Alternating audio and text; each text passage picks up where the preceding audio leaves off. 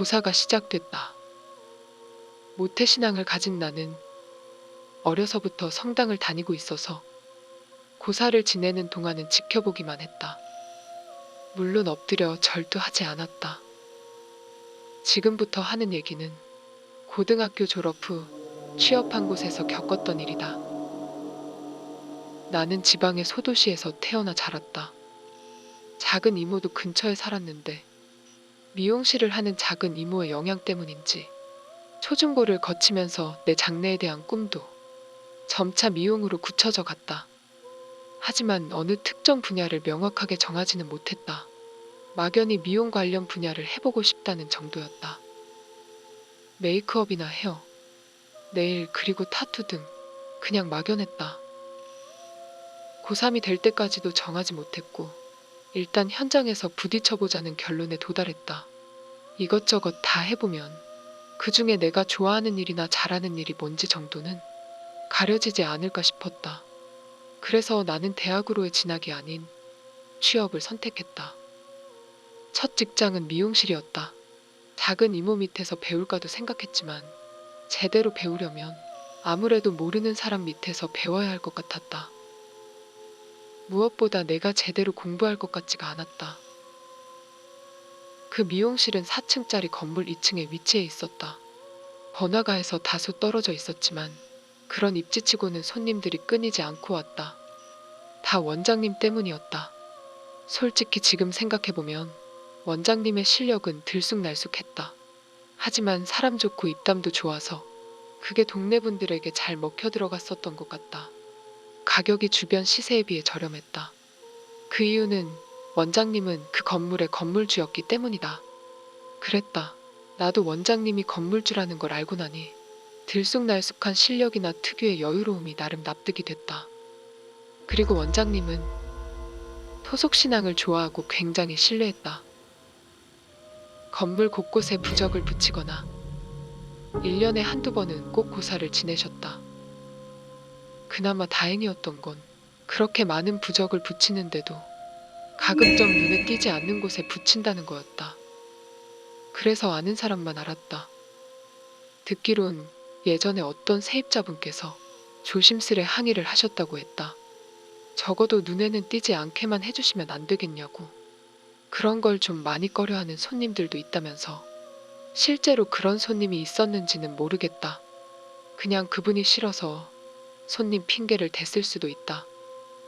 하지만 그 덕분에 습관에 가까운 원장님의 부적 붙이기는 더 이상 대놓고 하지 않게 됐다.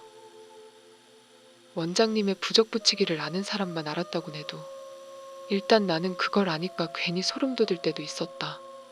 일테면 옥상에 널어둔 수건을 가지러 가면서 옥상 계단 끝 부분에 붙여놓은 부적들을 지나치거나 창고 안에 가득한 부적들을 볼 때라던가 말이다. 그래도 부적은 나름 적응이 돼갔다. 그러다 내가 일한 지 몇 달쯤 지났을 때 1년에 한두 차례 지내는 고사를 지내게 됐다. 꼭 비가 쏟아질 것 같이 구름이 잔뜩 낀 날이었다. 나는 종교상의 이유로 참여하기는 어려울 것 같다고 원장님께 말씀드렸다. 원장님은 별로 할 건 없다고 했다. 고사떡을 각층에 두고 오는 건 괜찮지 않냐고. 고사가 시작되기 전 고사떡을 건물 곳곳에 둬야 한다고 했다. 다른 건 안 해도 그건 해야 된다고 했다. 나는 막내였고 3층을 맡게 됐다. 3층은 공실이 된 지 꽤 오래됐기 때문이다. 다들 아무도 없는 곳에 가는 걸 민감해하고 꺼려했다. 그냥 떡만 놓고 오면 된다고 홀로 중얼거리며 3층 사무실 문을 열고 들어갔다. 아무것도 없이 텅 비어 있었다. 사람의 온기 하나 없이 서늘했다. 구름이 잔뜩 낀 날이라 창으로 햇빛도 들어오지 않아서 그곳은 어두컴컴했다. 초가을이라 아직 한낮에는 더웠지만 괜히 더 서늘하다고 느꼈던 것 같다. 사무실을 조금 둘러보다가 금세 떡을 내려두고는 후다닥 내려왔다. 조금 뒤 고사가 시작됐다. 다른 직원들은 그 모습이 익숙해 보였다. 마치 연례 행사 치르듯 빨리 끝내고 치워버리자는 표정이었다. 고사가 끝나고 이제 떡을 다시 가지고 오라는 원장님 지시가 떨어졌다. 모두 대답과 함께 떡을 가지러 갔다. 그냥 3층 입구에 대충 둘걸. 괜히 사무실 안까지 들어가 놓고 왔다는 후회가 들었다. 다시 3층 빈 사무실에 들어가려니 좀 그랬다. 하지만 별다른 방법이 없어 3층으로 향했다. 문을 여는데 나는 멈출 수밖에 없었다. 사무실 한가운데 놓인 떡 주위에 머리를 맞댄 사람들이 우글우글 몰려 있었고 다들 걸신 들린 듯 떡을 허겁지겁 먹고 있었다. 나는 급히 문 뒤로 숨었고 그 광경을 한동안 멍하니 바라봤다. 뭐야? 구름에 가려졌던 햇빛이 창으로 들어왔다.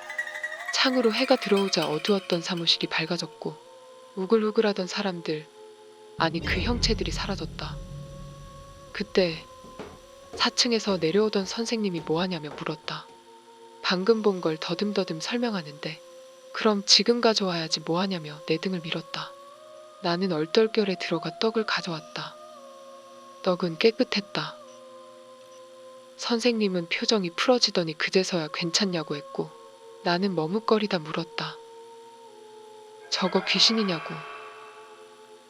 선생님은 대답 없이 고사를 왜 지내는지 아냐고 되물었다.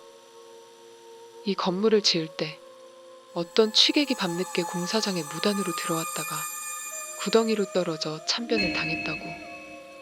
원장님이 건물을 인수받으면서 그 얘기를 듣게 됐는데 그를 달래주려고 고사를 지내고 있다는 거였다. 그런데 자꾸 세입자들로부터 이상한 얘기를 듣게 돼 부적을 붙이고 고사를 지내고 하게 됐는데 그게 지금까지 이어지고 있다고 했다. 문제는 목격된 형체의 수가 점점 늘고 있는 것 같다는 것. 처음 목격자는 한두 명 봤다고 했었는데 4~5명은 된다고, 아니 10댓 명인 것 같다고. 목격자들이 얘기하는 수가 늘고 있다고 했다. 나도 최소한 10수명 이상은 되는 것 같다고 했다. 그러자 선생님은 더 이상 아무런 말씀이 없으셨다. 그날의 고사 이후로 서너 번 더 고사를 겪었는데 내가 그 형체를 다시 목격하진 못했다.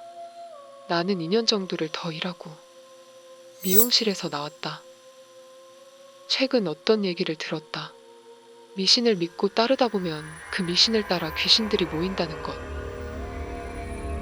죽은 사람을 달래고자 했던 원장님의 그런 행동들이 오히려 그들을 더 불렀던 건 아닐까 그런 생각이 든다.